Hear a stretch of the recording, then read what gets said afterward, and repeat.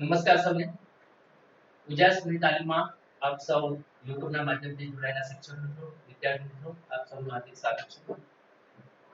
આજનો આપણો તાલીમનો વિષય છે ઇમ્પેક્ટ ઓફ કોવિડ-19. આ મુદ્દા ઉપર આપણે આજે ચર્ચા કરવાના છે. ત્યારે શરૂઆત કરીએ. કોવિડ-19 એટલે શું? મિત્રો, કોરોના શબ્દ છે કે જે દર્દનો પર્યાય બની ગયો છે. સામાન્ય રીતે કોવિડ-19 એ આખા વિશ્વમાં હાહાકાર મચાવી દીધો છે. આ શબ્દ સાંભળતાની સાથે વલભલા હચમચી જાય છે. સામાન્ય રીતે આપણે જોઈએ તો કોવિડ-19 અંતર્ગત આપણી કેટલીક માન્યતાઓ જોડાયેલી છે અને જેના થકી આપણે એવું વિચારીએ છીએ કે કોવિડ-19 બહુ મોટી મહામારી છે. કેટલાક લોકો એવું વિચારે છે કે કોવિડ સામાન્ય રીતે આપણે કોઈ બજારમાં ગયા હોય અને બજારમાં આપણી સામે કોઈ એવી વ્યક્તિ આવી જાય કે જે ખાંસી ખાય અને તરત જ આપણે એને સામે ધૂણાથી જોઈએ છીએ, આપણે એને નફરત કરવા માંડીએ છીએ.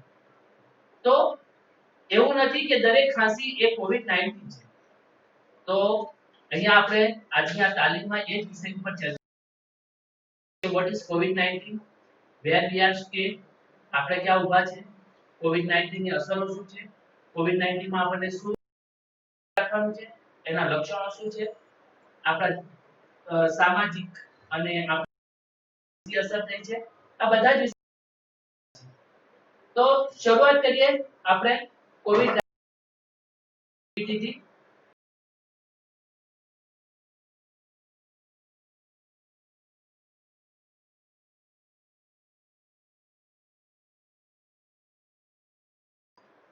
બીજા નંબરનો મુદ્દો છે ઇમ્પેક્ટ ઓફ કોવિડ-19 અને ત્રીજા નંબરનો મુદ્દો છે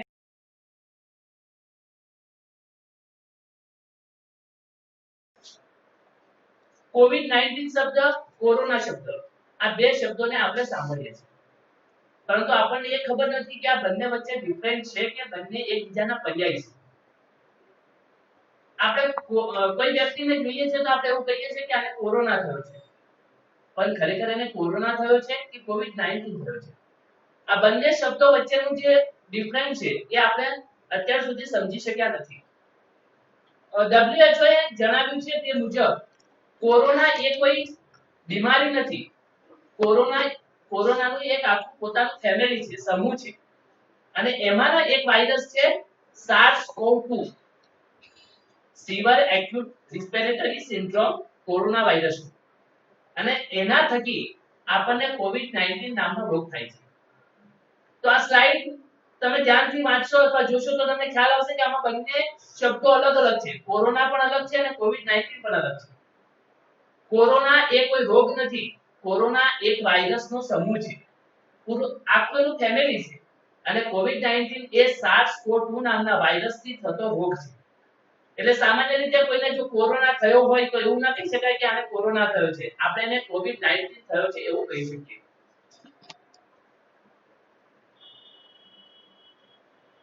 મિત્રો, શરૂઆતમાં WHO એ આને વૈશ્વિક મહામારી જાહેર કરી અને એ તારીખ હતી 11 માર્ચ 2020. 11 માર્ચ 2020 ના રોજ WHO એ ટ્વીટ કરીને જાહેરાત કરી કે આને પેન્ડેમિક ની જાહેરાત કરી અને વૈશ્વિક મહામારી કોરોનાને જાહેર કરી. ત્યારે આપણા ગુજરાતમાં સૌપ્રથમ કેસ જો નોંધાયો હોય તો એ તારીખ હતી 19 માર્ચ 2020, અને 19 માર્ચ 2020 ના રોજ રાજકોટ અને સુરતમાં આપણો પ્રથમ કેસ નોંધાયો. પ્રથમ કેસ જ્યારે નોંધાયો ત્યારે સમગ્ર ગુજરાતમાં આપણા હાહાકાર મચી ગયો હતો કે આપણા ગુજરાતમાં કોવિડ-19 ને પ્રવેશ કર્યો છે. મિત્રો, આજે આપણે ક્યાં ઊભા છે એ સ્લાઇડ આપણે જોઈએ. ગુજરાતનું સ્ટેટસ આજે જોઈએ. તારીખ 13/9/2020 ના ત્યાં સુધીનો અપડેટ આપણે ગવર્નમેન્ટ ઓફ ગુજરાત કોવિડ-19 જે વેબસાઈટ છે ત્યાંથી લીધેલા આંકડા છે. તો 13 સપ્ટેમ્બર 2020 સુધીમાં આપણા ટોટલ જે ટેસ્ટ થયા છે સમગ્ર ગુજરાતમાંથી એ છે 32,86,544. તેની સામે ક્વોરન્ટાઇન 7,43,468. કોવિડ-19 માં જે લોકો રિકવર થઈને ઘરે પહોંચી ગયા છે એવા લોકોની સંખ્યા છે 93,883. કોવિડ-19 માં અત્યારે આપણે જોઈએ 13 સપ્ટેમ્બર 2020 સુધીના આંકડામાં આપણે જોઈએ તો એક્ટિવ કેસની સંખ્યા છે 16407 અને આ મહામારીમાં કોવિડ-19 માં જે લોકો મૃત્યુને ભેટ્યા છે એવા લોકોની સંખ્યા છે 3210.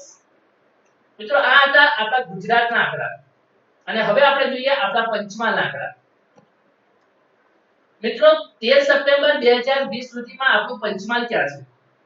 તો પંચમહાલમાં આપણે જોઈએ કે ટોટલ કેસ ટેસ્ટ કેટલા થયા તો એમાં છે 55052 આપણા ટોટલ ટેસ્ટ થયા છે. 13 સપ્ટેમ્બર 2020 સુધીમાં ક્વોરન્ટાઇન થયેલા લોકોની સંખ્યા છે 3945. સાથે આ કોવિડ-19 મહામારીમાં જે લોકો રિકવર થઈને ઘરે પહોંચ્યા છે એવા લોકોની સંખ્યા છે 1465. અત્યારે આપણે જોઈએ 13 સપ્ટેમ્બર 2020 સુધીમાં તો આપણા પંચમહાલ જિલ્લામાં એક્ટિવ કેસ 371 છે અને આ મહામારીમાં કોવિડ-19 માં જે લોકો પંચમહાલમાંથી મૃત્યુ પામ્યા છે તેની સંખ્યા 18 છે.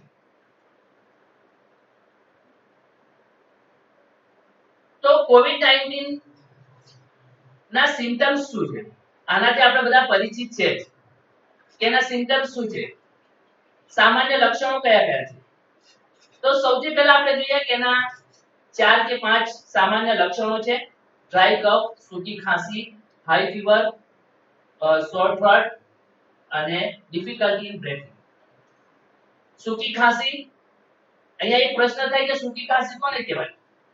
તો સૂકી ખાંસીમાં એવું છે કે આમાં એક વસ્તુ ધ્યાનમાં રાખવાની છે, જ્યારે આપણે ખાંસી ખાઈએ છીએ ત્યારે આપણી પાસે ટીશ્યુ કે રૂમાલ હોય અને એ ટીશ્યુ કે રૂમાલમાં કોઈ બલગમ એટલે કે કોઈ ચીકણો પદાર્થ જો આવતો ન હોય અને આપણને વારંવાર ગળામાં ખંજવાળ જેવું આવતું હોય અને એને સાફ કરવાનું મન થતું હોય ત્યારે એ સૂકી ખાંસી છે એવું કહેવાય.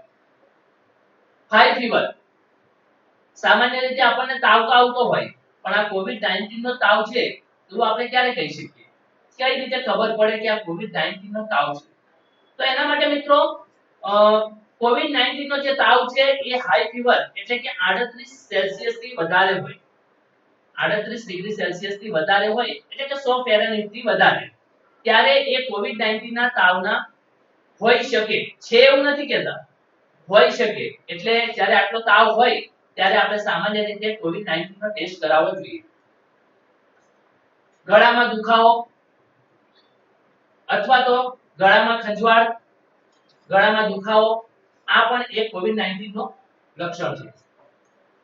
ડિફિકલ્ટી ઇન બ્રીથિંગ, શ્વાસ લેવામાં તકલીફ થવી, આ એક ખૂબ મહત્વનું લક્ષણ છે કે તમને જો શ્વાસ લેવામાં, કારણ કે આ SARS-CoV-2 જે વાયરસ છે એ સીધા શ્વસન તંત્રને રિલેટેડ આપણને બીમારી કરે છે, કે પછી શરદી હોય કે ન્યુમોનિયા હોય જેવી ભયંકર બીમારીનું કારણ પણ કોરોના વાયરસ હોઈ શકે છે. એટલે આ સીધી આપણા શ્વસન તંત્ર સાથે જોડાયેલી બીમારી છે. એટલે આપણને સામાન્ય રીતે જો શ્વાસ લેવામાં તકલીફ થતી હોય તો આપણે કોવિડ-19 નો ટેસ્ટ કરાવવો જોઈએ. સામાન્ય રીતે બાળકોમાં આના સંભવિત લક્ષણો કયા છે? આપણે જ્યારે શાળામાં પણ આપણે કામ કરવાનું છે, આપણી સાથે બાળકો પણ જોડાય છે ત્યારે બાળકોને પણ માહિતગાર કરવા ખૂબ જરૂરી છે.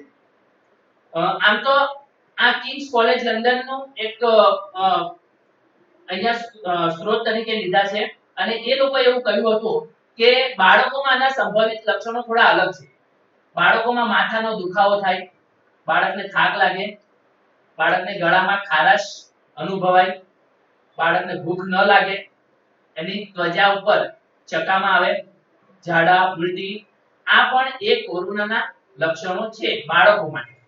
તો જો કોઈ બાળકમાં આવા પણ લક્ષણો જોવા મળે તો આપણે બાળકોનો કોવિડ-19 નો ટેસ્ટ કરાવવો જરૂરી બને છે. હાઉ ઇટ સ્પ્રેડ, કઈ રીતે ફેલાય છે અને પ્રિવેન્ટિવ આપણે કઈ રીતે એને બચાવી શકીએ?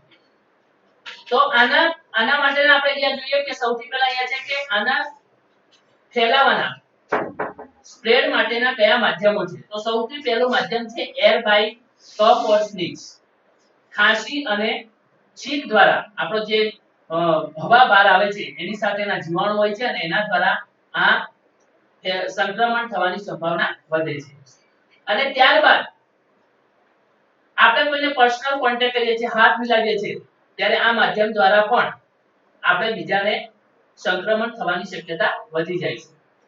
કોઈ ઓબ્જેક્ટ હોય, કોઈ પદાર્થ પડ્યો હોય ને આપણે એને પકડ્યો હોય, આપણે પોતે કોવિડ-19 ના દર્દી છે, આપણે કોઈ વસ્તુ પકડી હોય અને કોઈ વ્યક્તિ બીજો આવીને એને પકડશે, ત્યારે પણ આને સ્પ્રેડ થવાના ચાન્સીસ વધી જાય છે. માસ ગેધરિંગ, જ્યારે સમૂહ આખું ટોળું ભેગું થયું હોય ત્યારે પણ આને સંક્રમણનો સંભાવના વધી જાય છે.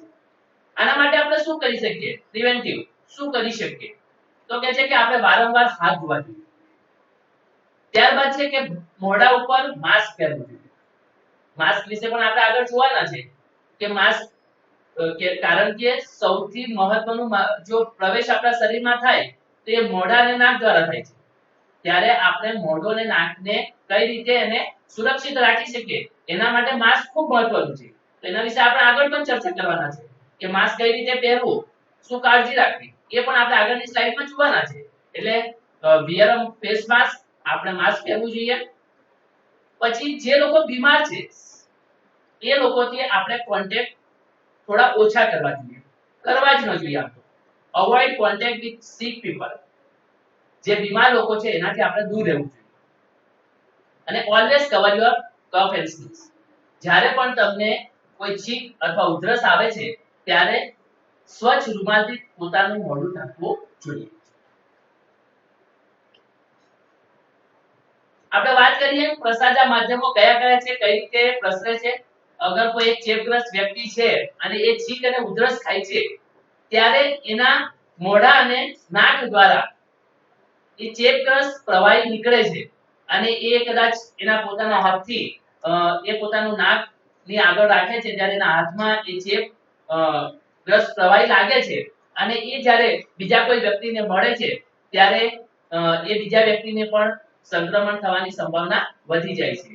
એટલે આ રીતે પણ વાયરસનો ચેપ આગળ વધે છે. બીજી રીતે આપણે જોઈએ કે ચેપગ્રસ્ત વ્યક્તિ જ્યારે ઉધરસ ખાય છે ત્યારે પોતાનો હાથ આગળ રાખે છે અને એ કોઈ પાણીની ટાંકી ઉપર જાય છે અને એ નળને પકડે છે ત્યારે પણ એના હાથમાં રહેલા ચેપગ્રસ્ત જે પ્રવાહી છે એ નળ સાથે લાગે છે અને એ નળ પર જ્યારે કોઈ બીજી વ્યક્તિ ત્યાં આવે છે ત્યારે એ ચેપગ્રસ્ત વાયરસ બીજી વ્યક્તિને સંક્રમિત કરી શકે છે અને એની સંભાવના વધી જાય છે. બચાવ માટે આપણે શું કરી શકીએ? આના બચાવ માટે આપણે શું શું કરી શકીએ એના વિશે આપણે જોવાનું છે. તો સૌથી પહેલા જોઈએ હાથની સ્વચ્છતા. સામાન્ય રીતે હાથની સ્વચ્છતા, કારણ કે જો મોં અને નાક સાથે વધુ સંપર્કમાં આપણા શરીરનું કોઈ અવયવ આવતું હોય તો એ છે હાથ. ત્યારે હાથની સ્વચ્છતા એ ખૂબ જરૂરી બની જાય છે. હાથની સ્વચ્છતા માટે આપણે શું કરી શકીએ? તો કહે છે કે સામાન્ય રીતે સાબુ અથવા કોઈ પ્રવાહીથી આપણે હાથને ધોવા જોઈએ. હાથને 40 સેકન્ડ સુધી આપણે સાબુ વડે હાથ ધોવા જોઈએ અથવા તો 70% આલ્કોહોલ ધરાવતું હેન્ડવોશ જો કોઈ હોય તો એનાથી આપણા હાથને સાફ કરવા જોઈએ. ત્યારબાદ આપણે જોઈએ શું ન કરવું જોઈએ.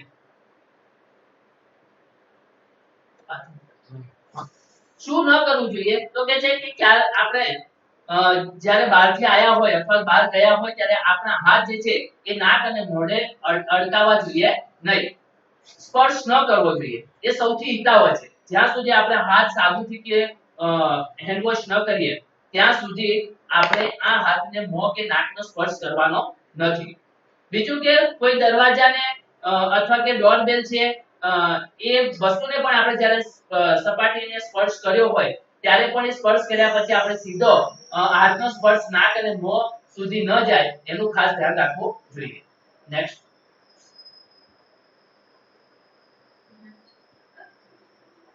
શ્વસનની સ્વચ્છતા.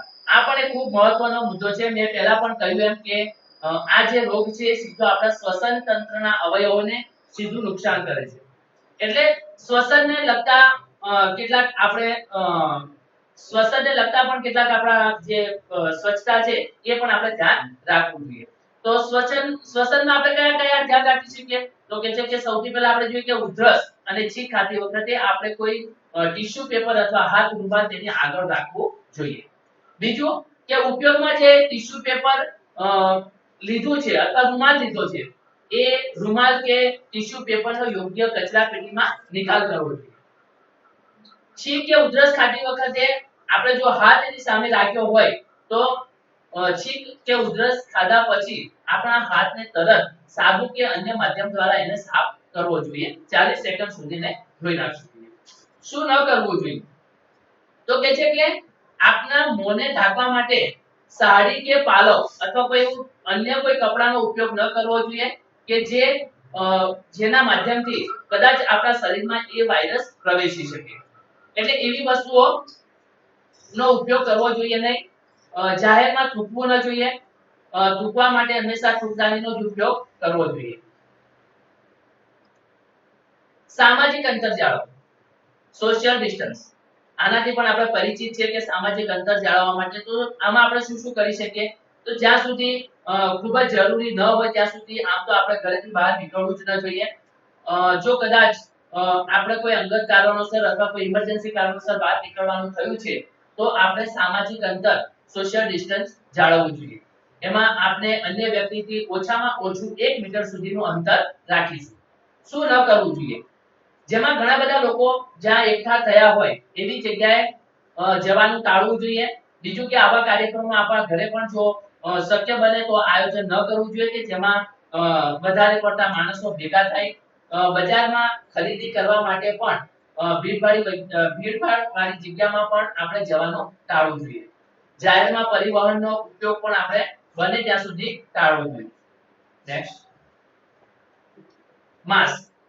પહેલા પણ મેં તમને કહ્યું કે માસ્ક એ ખૂબ જ મહત્વનું વસ્તુ છે કે જે કોવિડ-19 ના વાયરસને આપણા શરીરમાં પ્રવેશતા રોકી શકે છે. કારણ કે આ વાયરસ આમ તો એના સમય જતા જતા અલગ અલગ વસ્તુ બહાર આવે છે કે ભાઈ કાનથી પણ પ્રવેશી શકે છે, આંખથી પણ પ્રવેશી શકે છે. પણ સૌથી મોટું માધ્યમ જો જોવા જાય આપણા શરીરમાં જો આ વાયરસ પ્રવેશ કરતો હોય તો એ છે નાક અને મોઢું.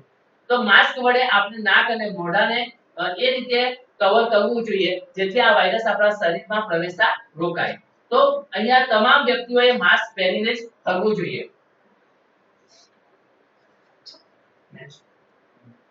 માસ્ક પહેરવાથી સંક્રમણની સંભાવના કેટલી થાય છે, કેટલી ઘટે છે એ આપણે આ સ્લાઇડ દ્વારા જોવાના છે.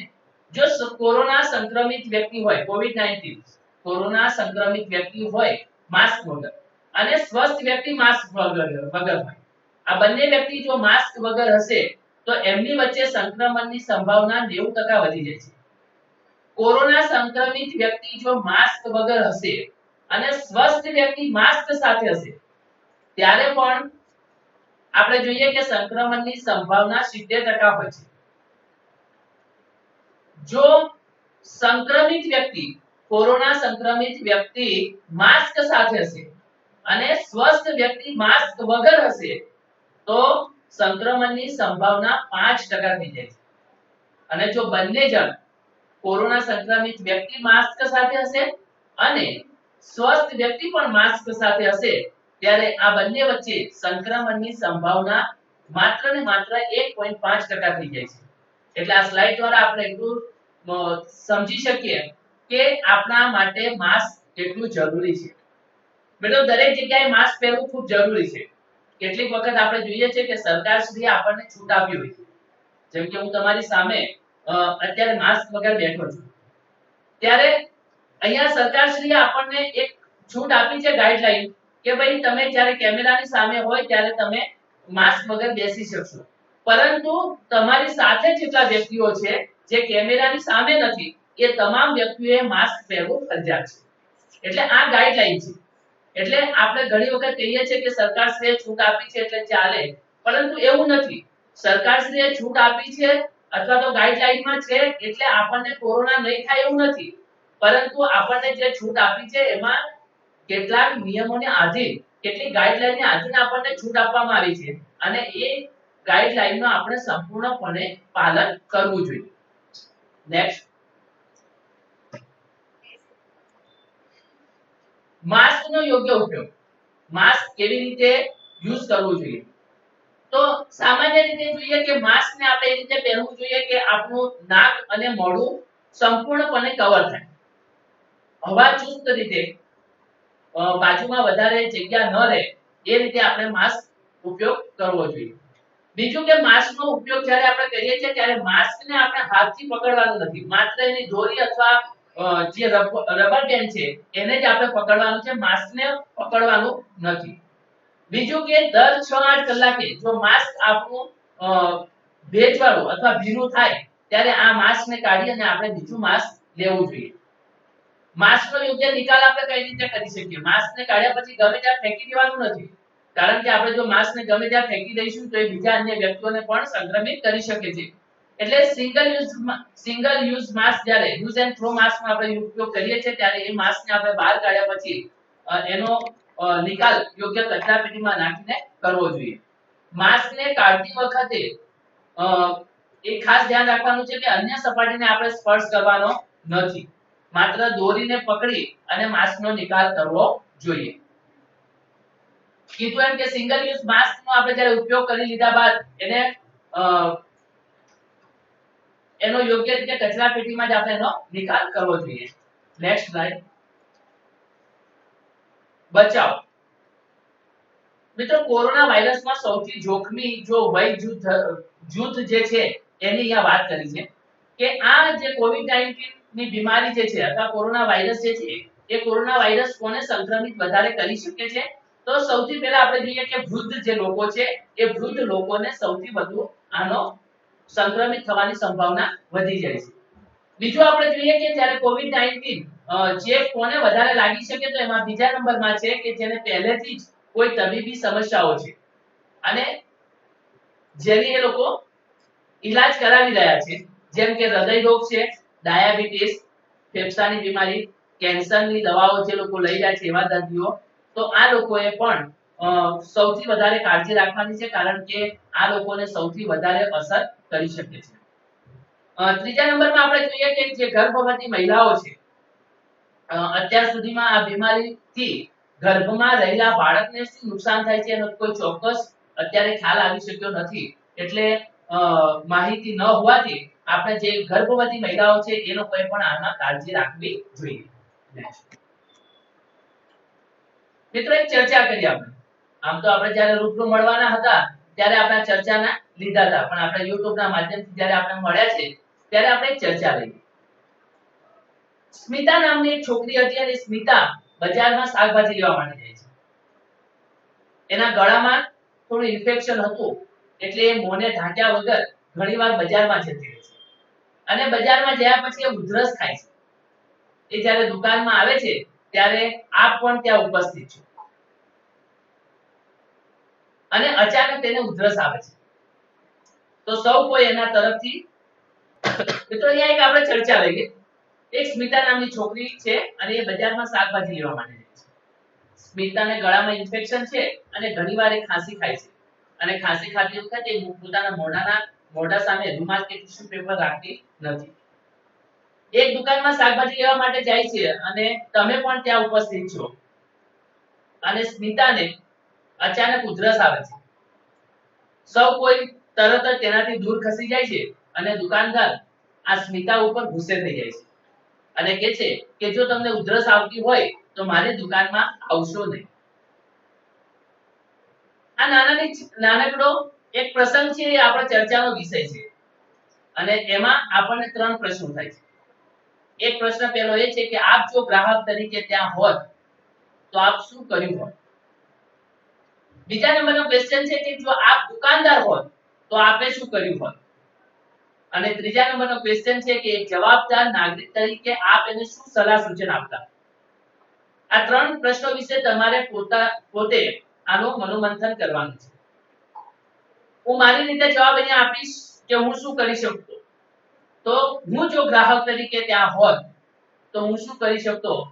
તો સામાન્ય રીતે લોકો તેનાથી દૂર ખસી ગયા અને તેનાથી અંતર જાળવ્યું એ સારી બાબત કહેવાય, પરંતુ એક સાથી ગ્રાહક તરીકે કોઈ પણ વ્યક્તિ તેને વિનમ્રતાપૂર્વક શ્વસન સંબંધિત સાચી સ્વચ્છતાનું પાલન કરવાની સલાહ આપો. બીજું કે જો દુકાનદાર, અહીંયા બીજો પ્રશ્ન છે કે આપ જો દુકાનદાર હોત તો આપ શું કરતા? તો દુકાનદાર સ્મિતા પર રોષે ભરાયો એ ખોટી બાબત છે. સૌ કોઈ ગભરાઈ ગયા હોવા છતાં આ પ્રકારનું અસભ્ય વર્તન યોગ્ય નથી. લોકો જો ભેદભાવ ભર્યા વર્તનનો સામનો કરશે તો તેઓ તેમની સમસ્યાઓ કોઈને જણાવશે નહીં. દુકાનદાર નિયમિતપણે સેનેટાઈઝ અથવા અન્ય માધ્યમથી પોતાની દુકાનને સાફ કરીને તેને ચેપથી મુક્ત રાખી શકે છે. સ્મિતાને ત્રીજો પ્રશ્ન અહીંયા થાય છે કે એક જવાબદાર નાગરિક તરીકે આપ શું સલાહ સૂચન આપશો? અહીંયા આપણે જોઈએ કે સ્મિતાને ખાંસતી વખતે મોંની આડે હાથ રૂમાલ રાખવાની સલાહ આપવાની જરૂર હતી.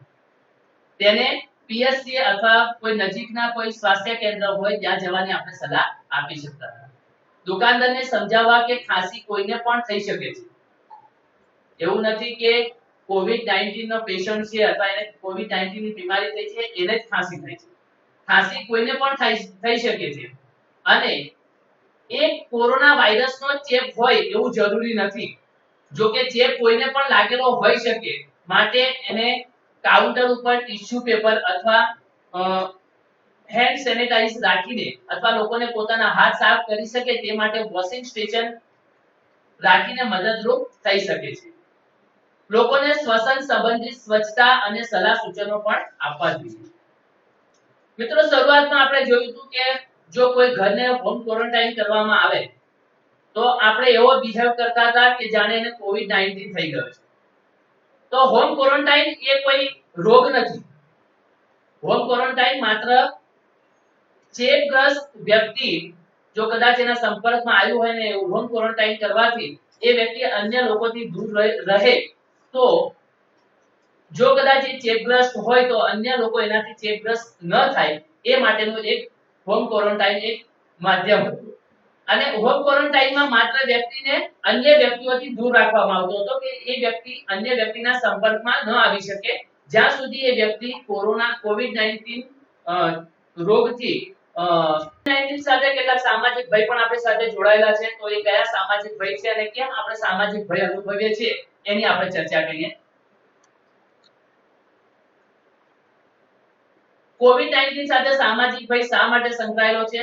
તો વાત કરીએ કે આ કોવિડ-19 જે છે એ એના ત્રણ મુખ્ય પરિબળો છે. આપણી સાથે આપણને આટલો ભય કેમ સતાવી રહ્યો છે એના મુખ્ય ત્રણ પરિબળો છે. એમાં પ્રથમ પરિબળ છે કોવિડ-19 એ એક નવો રોગચાળો છે અને તેના વિશે હજુ ઘણી બધી બાબતો શોધવાની બાકી છે.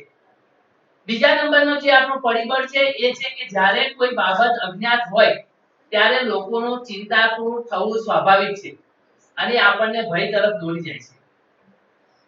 ત્રીજા નંબરનું આપણું પરિબળ છે કે અફવાઓ અને ખોટા સમાચાર. સોશિયલ મીડિયા એક ખૂબ સરસ માધ્યમ છે કે એક વ્યક્તિનો સંદેશો બીજી વ્યક્તિ સુધી પહોંચાડી શકે પણ જ્યારે અફવા પણ એટલી ઝડપથી સોશિયલ મીડિયાના માધ્યમથી પ્રસરી જાય છે અને એ ખોટી અફવાઓ અને ખોટા સમાચારો આપણને ભય સમાજમાં ભય ફેલાવે છે. સામાજિક ભયથી શું થઈ શકે છે? તો એક સામાજિક ભય ફેલાવાથી લોકો પોતાની સમસ્યાઓ છુપાવવા લાગે છે. બીજું કે લોકો સ્વાસ્થ્ય સેવા અને મદદ મેળવવા માટે આગળ આવતા નથી. અને ત્રીજું છે અને એના થકી લોકો નિરાશ થાય છે અને ક્યારેક એ વર્તણૂક અસ્વસ્થ થઈ જાય છે. તો સામાજિક ભયથી આપણને ખૂબ મોટું નુકસાન થાય છે કારણ કે આપણે કોઈને સમસ્યાઓ જણાવતા નથી. સ્વાસ્થ્ય અને લોકોની મદદ આપણે લઈ શકતા નથી. તો સામાજિક ભય આપણા માટે કોવિડ-19 માટે ખૂબ જ ભયજનક છે.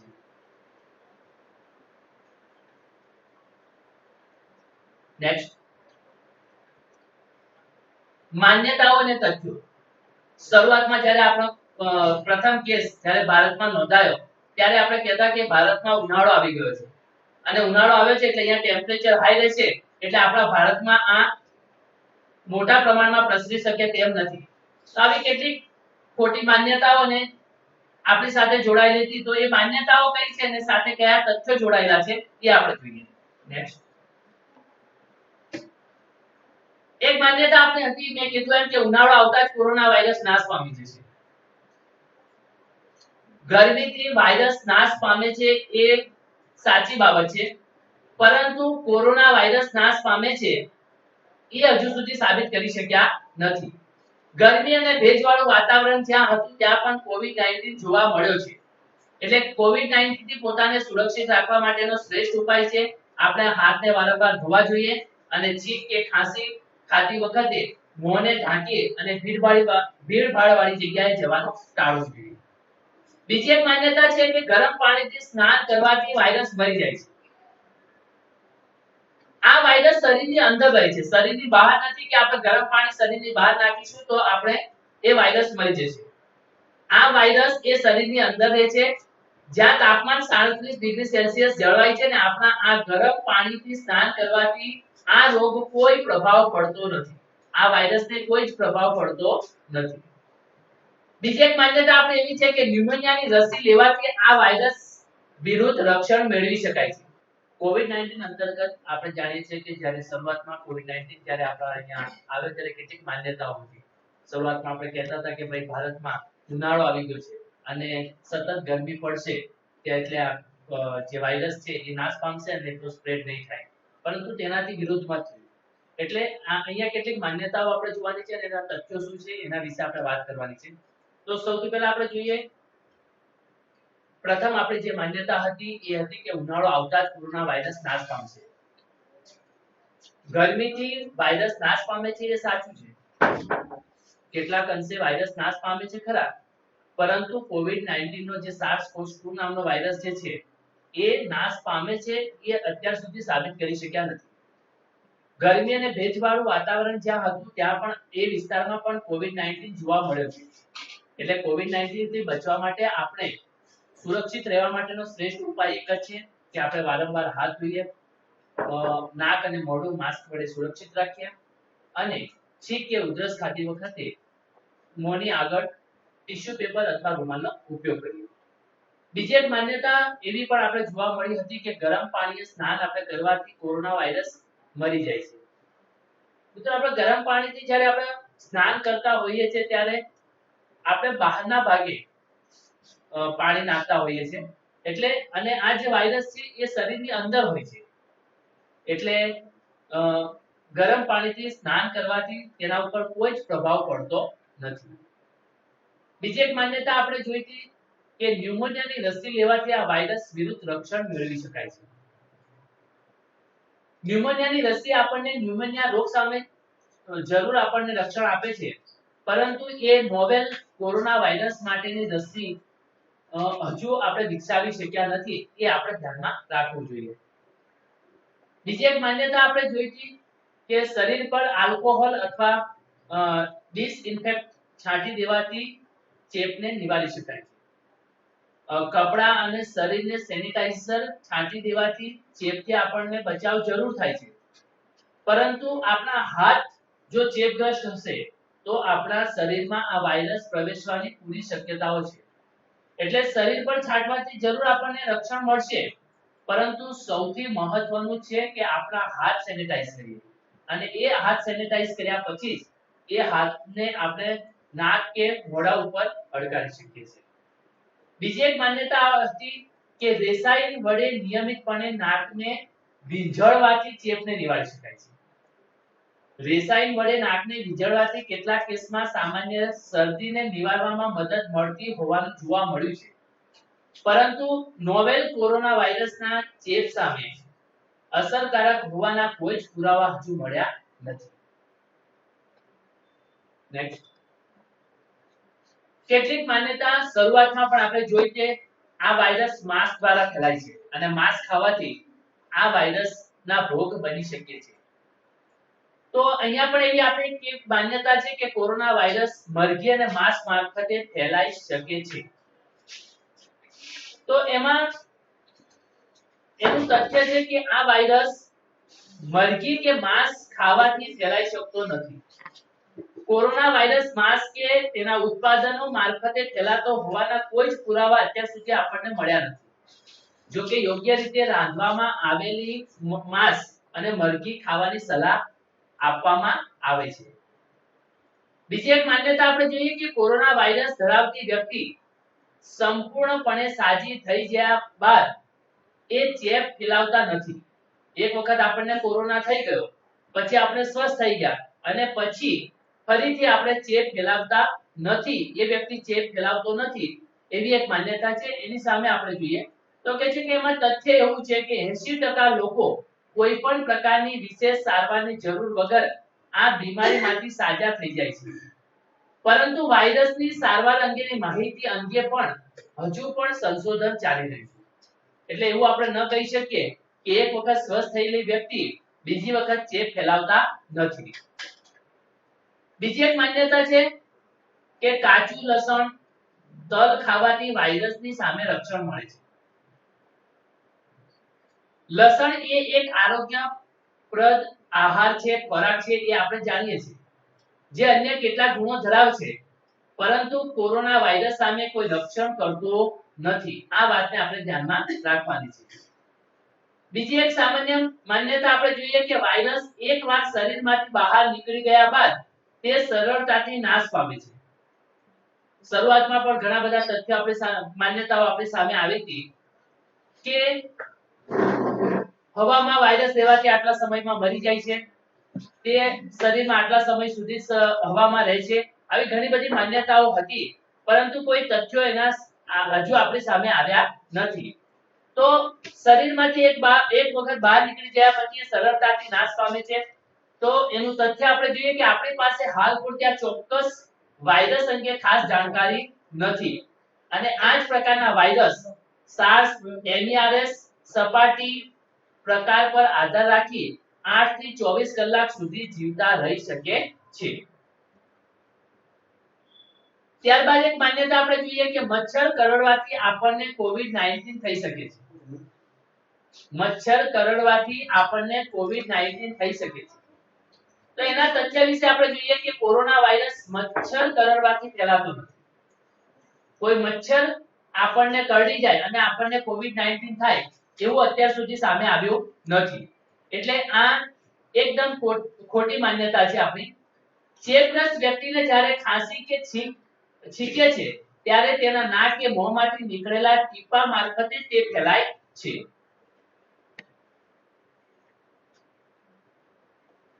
મિત્રો આ એક એવી નવી ચેપગ્રસ્ત રોગ છે જેથી સામાન્ય રીતે આપણામાં ગભરાહટ હોય એ સ્વાભાવિક છે, પરંતુ આનાથી એટલું પણ ગભરાવાની જરૂર નથી। આપણી સમજદારી અને સતર્કતા હશે તો જરૂરથી આ રોગ સામે આપણે રક્ષણ મેળવી શકીશું। આપણે આ તાલીમમાં અત્યાર સુધીમાં આપણે જોયું COVID-19 ના લક્ષણો જોયા, COVID-19 આપણને મહામારી ક્યારે શરૂ થઈ, WHO ક્યારે એની જાહેરાત કરી, આપણા ગુજરાતમાં સૌપ્રથમ કેસ ક્યારે નોંધાયા અને કયા શહેરોમાં નોંધાયા એના વિશેની પણ આપણને માહિતી મેળવી। ગુજરાત અત્યારે ક્યાં છે, એક કેસ જ્યારે આવ્યો તો ગુજરાતમાં સૌપ્રથમ, અને ત્યારે આપણી કેટલા ભયભીત થઈ ગયા હતા અને અત્યારે આપણે ક્યાં પહોંચ્યા છે એ પણ આપણે જોયું।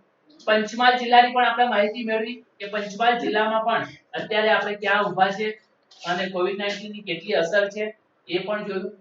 મિત્રો આનાથી ગભરાવાની કે ડરવાની જરૂર નથી, થોડી આપણે સાવચેતી રાખવાની છે અને એ સાવચેતી જ આપણને આ COVID-19 થી બચાવી શકશે। આ તાલીમમાં આપણે એ પણ જોયું કે આપણે શું કરવું જોઈએ, શું ન કરવું જોઈએ। વિશેષ માહિતી તો આપણે સોશિયલ મીડિયાના માધ્યમથી મેળવતા જોઈએ છે, પરંતુ સૌથી મહત્વનું છે કે આપણે આ તાલીમ દ્વારા એટલું તો આપણે શીખ્યા કે શું આપણે કરવું જોઈએ। તો એક તો આપણે એ ધ્યાનમાં રાખવાનું છે કે છીંક કે ઉધરસ વખતે નાક અને મોં રૂમાલથી ઢાંકવું જોઈએ। સાબુ અને પાણીથી વારંવાર આપણે હાથ ધોવા જોઈએ। હાથ મિલાવવાને બદલે નમસ્તે દ્વારા અભિવાદન કરવું જોઈએ। બે વ્યક્તિઓ વચ્ચે ઓછામાં ઓછું 1 મીટરનું અંતર રાખવું જોઈએ। મિત્રો શું ન કરવું જોઈએ, તો એક તો અસ્વચ્છ હાથે આંખ, નાક અને ચહેરાને સ્પર્શ કરવાનું બિલકુલ ટાળવું જોઈએ। જાહેર જગ્યાએ થૂકવું જોઈએ નહીં।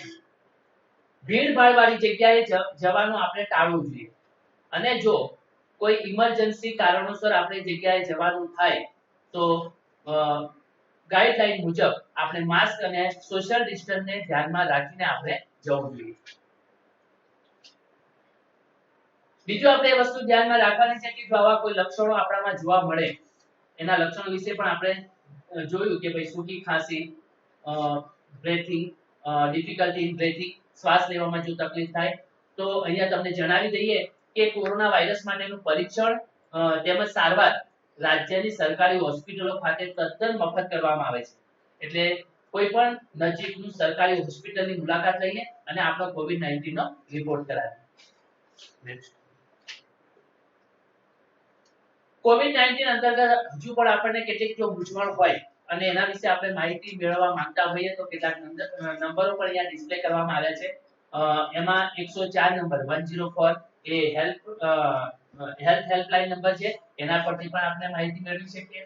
ત્યારબાદ રાજ્ય કંટ્રોલ રૂમનો નંબર પણ અહીંયા ડિસ્પ્લે કરવામાં આવ્યો છે 1070 1070 1070 એ રાજ્ય કંટ્રોલ રૂમનો નંબર છે, જેના થકી પણ આપણને કેટલી માહિતી મળી શકશે.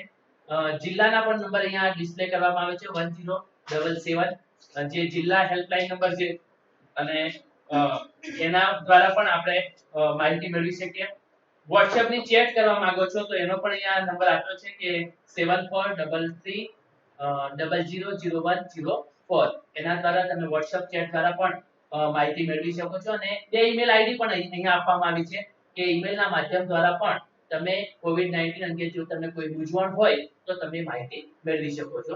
એમાં પહેલી ઈમેલ આઈડી છે askexpertcovid19@gujarat.government.in અને બીજી ઈમેલ આઈડી છે askdocforcovid19.gujarat@gmail.com.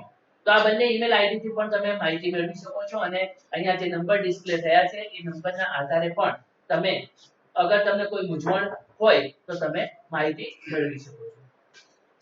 નેક્સ્ટ મિત્રો, ઘણી વખત આપણી એક ખોટી અફવા ઘણું મોટું સ્વરૂપ ધારણ કરી લે છે, એટલે જ્યાં સુધી આપણી પાસે સાચી માહિતી ન હોય ત્યાં સુધી આપણે કોઈ પણ માહિતીને સ્પ્રેડ એટલે કે સોશિયલ મીડિયાના માધ્યમથી પ્રસારિત નહીં કરીએ. સાચી માહિતી મેળવીએ અને સાચી માહિતી લોકોને આપીએ, એક આપણો ધ્યેય હોવો જોઈએ. મિત્રો, આપણે તાલીમ દરમિયાન ઘણી વખત વાત કરી કે આ એક નવો રોગ છે એટલે સ્વાભાવિક રીતે આપણામાં ભય ઉત્પન્ન કરે એ સ્વાભાવિક છે, પરંતુ આનાથી આપણે ગભરાવાની જરૂર નથી.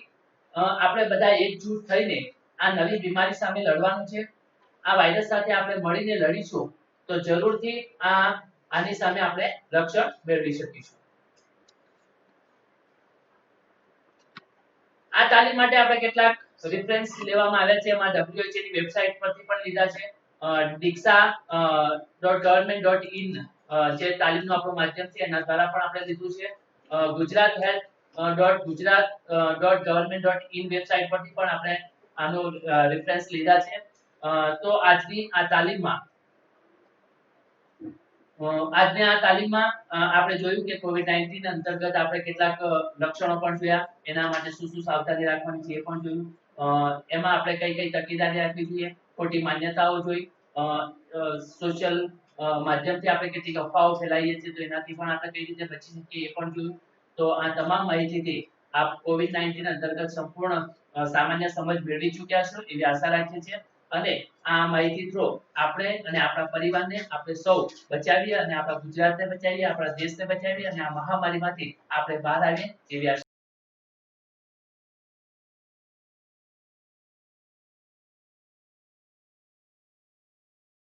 નમસ્કાર મિત્રો, ગુજરાત સ્વરની તાલીમમાં આપ સૌનું હાર્દિક સ્વાગત છે. આજનો આપણો બીજો વિષય છે. પહેલા વિષયમાં આપણે COVID-19 ઇમ્પેક્ટ ઓફ COVID-19 વિશે ભણ્યા. હવે આપણે કુપોષણ, દૈનિક પોષક જરૂરિયાતમાં કુપોષણ અને એનિમિયા વિશે આપણે ભણવાના છે. મિત્રો, જાણીએ છીએ આપણે કે જે બાળકો વારંવાર બીમાર પડતા હોય, જલ્દીથી થાકી જતા હોય તેમજ સમજી શકવામાં નમસ્કાર મિત્રો, ગુજરાત સ્વરની તાલીમમાં આપ સૌનું ફરી હાર્દિક સ્વાગત છે. પ્રથમ સેશનમાં આપણે જોયું કે COVID-19 ઇમ્પેક્ટ COVID-19 વિશે આપણે જાણ્યું. હવે દૈનિક પોષક જરૂરિયાતમાં કુપોષણ અને એનિમિયા વિશે આપણે જાણીશું. મિત્રો, જાણો છો આપણે કે સામાન્ય રીતે બાળકો બીમાર પડતા હોય છે, જલ્દી થાકી જતા હોય છે અને સમજી શકવામાં પણ થોડો એમને તકલીફ પડતી હોય છે. એવા બાળકો કુપોષણથી પીડાતા હોય છે. સામાન્ય રીતે ગર્ભમાં રહ્યા પછી 2 વર્ષ સુધી બાળક કુપોષિત થવાની સંભાવના સૌથી વધુ હોય છે અને જો પૂરતી કાળજી લેવામાં ન આવે તો આ બાળક એક તંદુરસ્ત વ્યક્તિ તરીકે વિકસી શકતું નથી. સામાન્ય રીતે આપણે જાણીએ છીએ કે જો એક કરમાયેલો છોડ હોય તો એ મોટો થઈને એક ઘટાદાર વૃક્ષ બની શકતું નથી. એવી જ રીતે જો એક બાળક ગર્ભમાં રહ્યું અને ત્યારથી જો આપણે એની કાળજી ન લઈએ અને જો શરૂઆતમાં જે બાળક કુપોષણથી પીડાય તો મોટા થઈને એ એક તંદુરસ્ત વ્યક્તિ તરીકે વિકસી શકતું નથી. કુપોષણ નિવારણ માટે આપણે જોઈએ કે આપણે કહેવત છે કે જે ઘરના પાયા મજબૂત એ ઘર પણ મજબૂત. મિત્રો, કુપોષણની શરૂઆત માતાના ગર્ભથી થાય છે. ત્યારે ગર્ભવતી મહિલા પોતાના બાળકની જો સંભાળ નહીં રાખે તો એ કુપોષિત જન્મે એવી શક્યતાઓ વધી જાય છે. તો આપણે જોઈએ કે ગર્ભ દરમિયાન ગર્ભાવસ્થા દરમિયાન શું શું આપણે કાળજી રાખી શકીએ? તો સામાન્ય રીતે જાણીએ કે સગર્ભાવસ્થા દરમિયાન દરેકને પોતાના બાળકની કાળજી લેવા માટેની એક ખૂબ જ તકેદારી રાખવી જોઈએ. પ્રસૂતિ પૂર્વેની સંભાળ એ ખૂબ જ જરૂરી છે. જ્યારે પણ કોઈ વાલી હોય અને એને આશા થાય કે મારા ઘરે એક સંતાન આવવાનું છે ત્યારે તેઓએ આંગણવાડીની મુલાકાત લઈ લેવી જોઈએ અને એક આંગણવાડી પાસેથી બાળકની માતા અને બાળકનું એક કાર્ડ ત્યાંથી રક્ષણ કાર્ડ આપવામાં આવે છે. એ રક્ષણ કાર્ડ લઈ લેવું જોઈએ કે જેના થકી બાળક અને માતાના વિકાસ પર એક નજર રાખવામાં તેમને મદદરૂપ થશે. સામાન્ય રીતે આપણે જોઈએ કે ભારતમાં 75% માતાઓ જે છે એ લોહી વિહોણી એટલે કે એનિમિક હોય છે અને મોટા ભાગની માતાઓના સગર્ભાવસ્થા દરમિયાન લોહીનું પ્રમાણ ખૂબ ઓછું હોય છે અને એના થકી જ બાળક જ્યારે જન્મે છે ત્યારે બાળકનું વજન ઓછું હોય છે, બાળકનો વિકાસ અયોગ્ય હોય છે અને બાળકનો જન્મ પણ સમય કરતા વહેલા થઈ જાય છે અને એવી જ રીતે બાળક જ્યારે જન્મે છે ત્યારે અનેક વિકૃતિઓ સાથે બાળકનો જન્મ થાય છે. બીજી વાત આપણે કહીએ કે સગર્ભાવસ્થા દરમિયાન એ વાતની પણ તકેદારી રાખવી જોઈએ કે માતા યોગ્ય ભોજન લે, સમય મળી રહે અને ભોજનનો વધારાનો ભાગ એટલે કે સામાન્ય કરતા આશરે ત્રીજો ભાગ એને મળવો જોઈએ. સગર્ભા માતાને દિવસ દરમિયાન ઓછામાં ઓછા 2 કલાક આરામ કરવો જોઈએ અને રાત્રે 8 કલાકની ઊંઘ લેવી જોઈએ અને ઘરમાં ખુશખુશાલ વાતાવરણ રહે એ પણ ખૂબ જરૂરી છે. મિત્રો, કુપોષણની શરૂઆત બાળકના ગર્ભ અને જન્મથી થાય છે. ત્યારે બાળકના જન્મ થયા પછી પણ જો માતા એની કાળજી ન રાખે તો બાળક કુપોષણ તરફ વળે છે. તો બાળકના જ્યારે જન્મ થાય ત્યારે શું કાળજી રાખવી જોઈએ? ત્યારે કહે છે કે સ્તનપાન વખતે બાળકની ખૂબ કાળજી રાખવી જોઈએ. જ્યારે બાળકનો જન્મ થાય એટલે 1 કલાકની અંદર જ બાળકને માતાનું ઘાટું પ્રથમ દૂધ બાળકને આપવું જોઈએ એ ખૂબ જરૂરી છે. માતાનું પ્રથમ દૂધ જ્યારે બાળકને મળે છે ત્યારે એ દૂધ બાળક માટે અમૃત સમાન હોય છે એવું આપણા ડોક્ટરો પણ કહે છે. માતાનું પ્રથમ દૂધ બાળક માટે કેમ જરૂરી છે? તો કહે છે કે જે બાળકના પાચન તંત્રને એના પછી મળનાર જે દૂધ છે, પરિપક્વ દૂધ છે, એના પાચન માટે એ બાળકના પાચન તંત્રને મજબૂત કરે છે અને માતાનું પ્રથમ દૂધ એ કેલ્શિયમ અને વિટામિન જેવા પોષક તત્વોથી ભરપૂર હોય છે. જન્મ થયા બાદ પ્રથમ 6 મહિના સુધી બાળકને માતાનું જ દૂધ આપવું જોઈએ એવું આપણા ડોક્ટરો પણ કહી રહ્યા છે અને દૂધ સિવાય બીજી અન્ય કોઈ પાણી પણ નહીં, કોઈ જ વસ્તુ બાળકને આપવી ન જોઈએ. 6 મહિના માટે માત્ર સ્તનપાન બાળકમાં થતી ડાયેરિયા અને ન્યુમોનિયા જેવી સામાન્ય બીમારીઓથી પણ બાળકનું રક્ષણ કરે છે અને બીમારી દરમિયાન ઝડપથી સુધારો લાવવામાં પણ મદદરૂપ થાય છે. જ્યારે બાળક 7 મહિનાનું થાય છે ત્યારે બાળક માટે માત્ર માતાનું દૂધ પૂરતું હોતું નથી, એને અન્ય જરૂરી ઘટકો પણ પોષકયુક્ત આહારની પણ જરૂર પડે છે. તેથી 7 મહિના પછી બાળકને એક સમતોલ આહાર આપવો જોઈએ. તો અહીંયા આપણને એક પ્રશ્ન થાય કે સમતોલ આહાર એટલે શું? તો કહે છે કે સમતોલ આહાર એટલે કે એવો ખોરાક કે જેમાં બધા જ જરૂરી પ્રોટીન, વિટામિન, ન્યુટ્રિશન અને એનર્જીની જરૂરિયાત માત્રામાં જે પણ હોય એને સમતોલ આહાર એ ખોરાકમાં હોય એને સમતોલ આહાર તરીકે આપણે ઓળખીએ છીએ. ત્યારબાદ આપણે જોઈએ કે સમતોલ આહાર જ્યારે આપણે લઈએ છીએ ત્યારે આપણું સ્વાસ્થ્ય ખૂબ જ જરૂરી છે અને એ સ્વાસ્થ્ય એટલે શું? તો કે સ્વાસ્થ્ય એટલે શારીરિક, માનસિક અને સામાજિક સુખાકારીની રોગ અને અશક્તિ વગરની સ્થિતિ.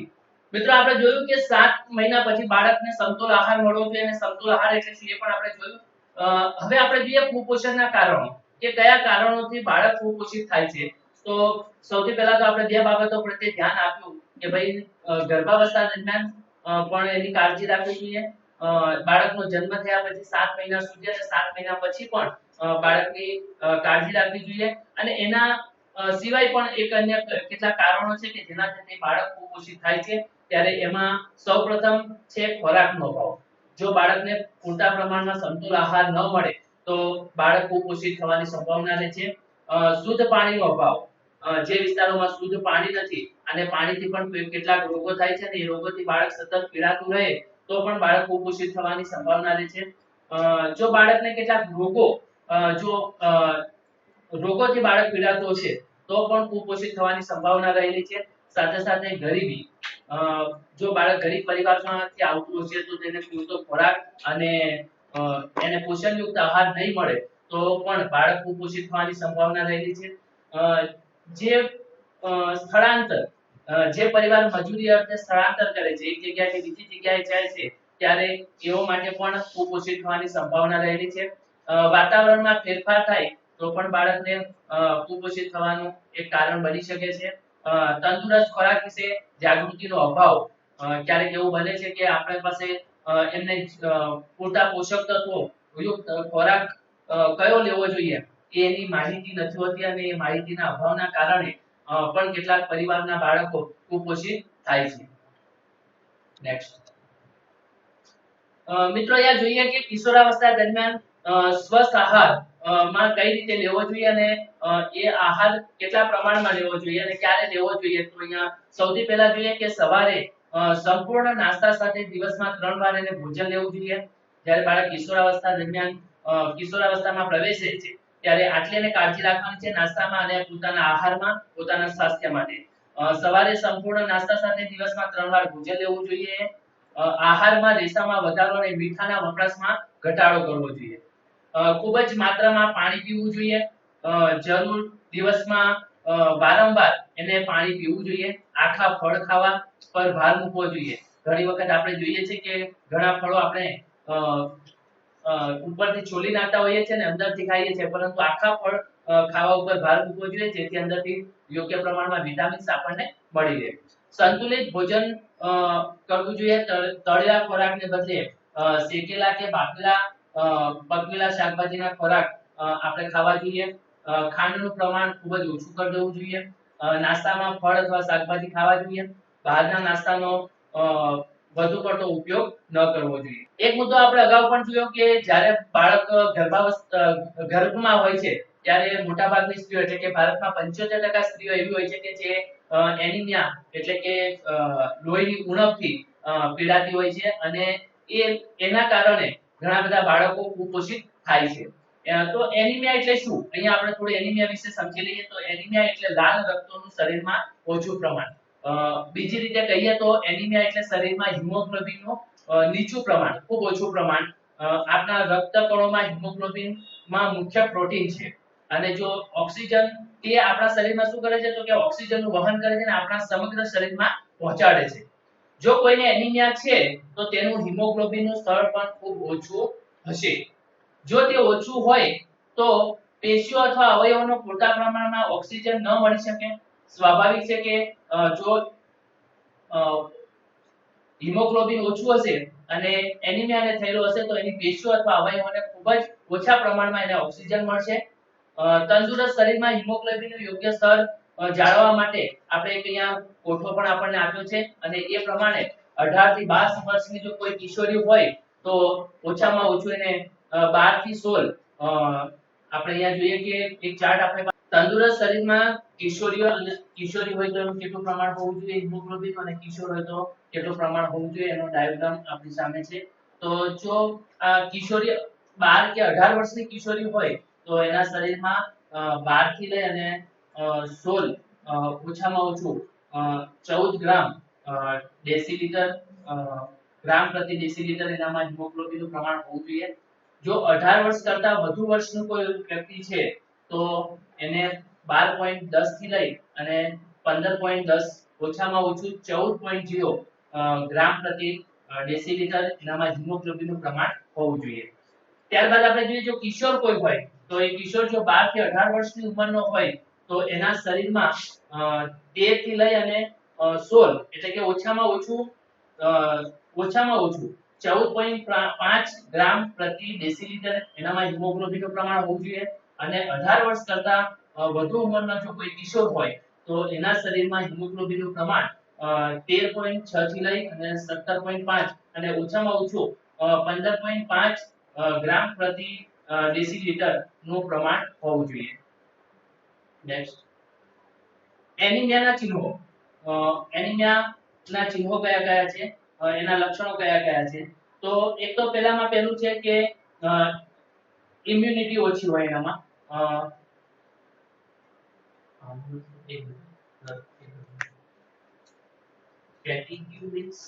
fatigue means lower energy નહીં એમ. લો એનર્જી લો એનર્જી. હેડેક એટલે માથું દુખવું. યલો સ્ક્રીન એટલે પીડાશ પડતું.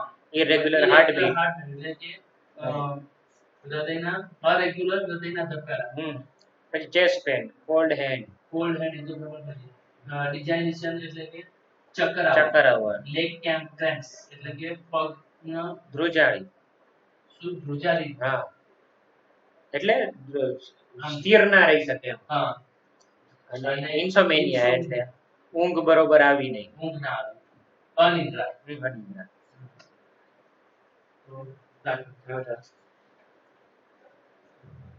એનિમિયાના ચિહ્નો જોઈએ કેટલાક. તો સૌથી પહેલા છે કે ફેટિગ એટલે કે લો એનર્જી, એના શરીરમાં શક્તિનો અભાવ હોય, હેડેક એટલે કે માથું દુખવું, એની સ્કિન જે છે એ પીળા કલરની બની જાય છે, હૃદયના ધબકારા અનિયમિત બને છે, ચેસ્ટ એટલે કે છાતીમાં દુખાવો થાય છે, ત્યારબાદ આપણે જોઈએ કે હાર્ટ જે છે એ ઠંડા પડી જાય છે, ત્યારબાદ એને ચક્કર જેવું આવે છે, એ પણ એક એનિમિયાના લક્ષણો છે.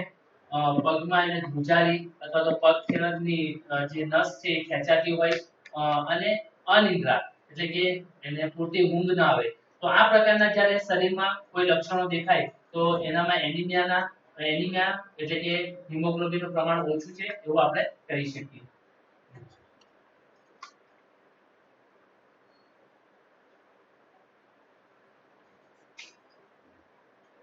દિવસ દરમિયાન કિશોર અને કિશોરી એમને કેટલા પ્રમાણમાં પોષક તત્વો લેવા જોઈએ એનો એક ચાર્ટ આપણી સમક્ષ છે, તો એનો પણ આપણે અભ્યાસ કરી લઈએ. જો કોઈ કિશોર છે અને એ 10 થી 12 વર્ષની ઉંમર ધરાવે છે તો એને એનર્જી 2220 કેલરી એનર્જીની જરૂર પડે છે.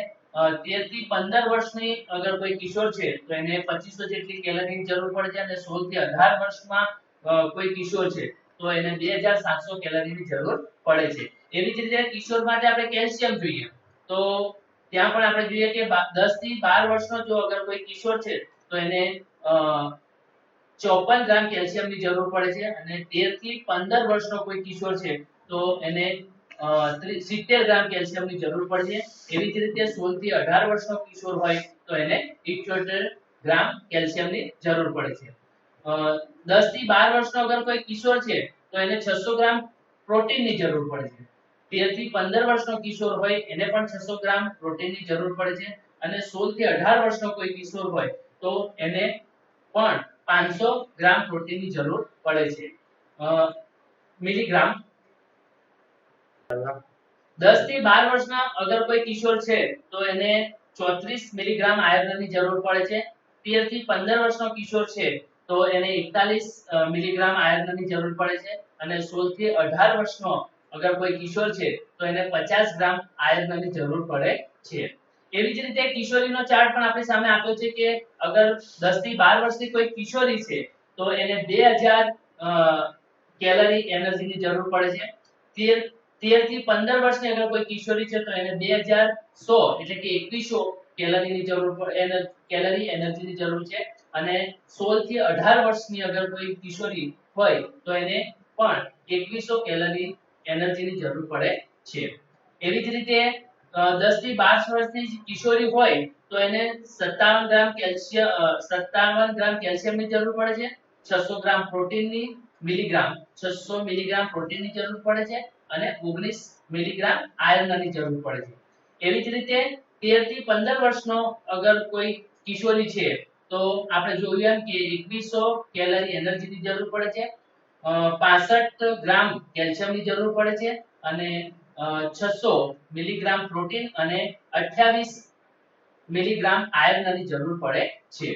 એવી જ રીતે અગર કોઈ કિશોરી 16 થી 18 વર્ષની છે તો એને 2100 કેલરી એનર્જીની જરૂર પડે છે અને 63 ગ્રામ કેલ્શિયમની જરૂર પડે છે. એવી જ રીતે 500 મિલીગ્રામ પ્રોટીનની જરૂર પડે છે અને 30 મિલીગ્રામ આયર્નની જરૂર પડે છે. તો આ એક ચાર્ટ આપણી સાથે તો કે દિવસ દરમિયાન જે કિશોરી છે અને કિશોર છે એમને કેટલી ઉંમરમાં કેટલી કેલરી, કેટલા કેલ્શિયમની, કેટલા પ્રોટીનની અને કેટલા આયર્નની જરૂર પડે છે. તો આ પ્રમાણે જો બાળકોને યોગ્ય પ્રોટીનયુક્ત અને પોષક આહાર આપવામાં આવે, આ ચાર્ટનો ઉપયોગ કરીને જો એમને પોષક આહાર આપવામાં આવે તો જરૂરથી આપણા બાળકો કુપોષણથી બચી શકશે અને આપણે કુપોષણને દૂર કરી શકીશું. મિત્રો કુપોષણ એ ખૂબ જ ચિંતાનો વિષય છે અને એને દૂર કરવી આપણા સૌની જવાબદારી છે. જો આપણે યોગ્ય રીતે આપણા વાલી મિત્રોને અથવા સગર્ભા બહેનોને આપણા આસપાસના જે શાળા વિસ્તારના જે વાલીઓ છે એમના ઘરે પણ આપણે જો યોગ્ય માહિતી આપણે એમને આપીશું અને સગર્ભા અવસ્થા દરમિયાન જો એ લોકો કાળજી લેશે તો જરૂરથી આપણે કુપોષણને દૂર કરી શકીશું. અને જો કુપોષણ દૂર થશે તો આપણી પાસે શાળામાં પણ એક સરસ પોષિત બાળક આપણી પાસે આવશે અને આપણી સાથે એ પણ અન્ય રોગોથી પીડાયા વગર આપણી સાથે હળીમળી અને હસતું રમતું આપણી સાથે રમી શકશે. તો કુપોષણ દૂર કરવી આપણા સૌની જવાબદારી છે. આના સિવાય પણ કુપોષણ માટેના ઘણા ઉપાયો છે જે આપણે વાલીઓ સુધી પહોંચાડવા જોઈએ અને આજની આ તાલીમમાં આપણે કુપોષણના સામાન્ય લક્ષણો, એના કારણો, એનિમિયા, એના ચિહ્નો અને એનાથી દૂર થવા માટે આપણે કેટલા કેલ્શિયમ અને કેટલા પ્રોટીન, કેટલા આયર્નની જરૂર હોય છે એના વિશે આપણે માહિતી મેળવી. આ તાલીમમાં આપણે કુપોષણ અને એનિમિયા વિશેના સામાન્ય સમજ આપને મળી ગઈ હશે એવી આશા રાખીએ છીએ. આભાર.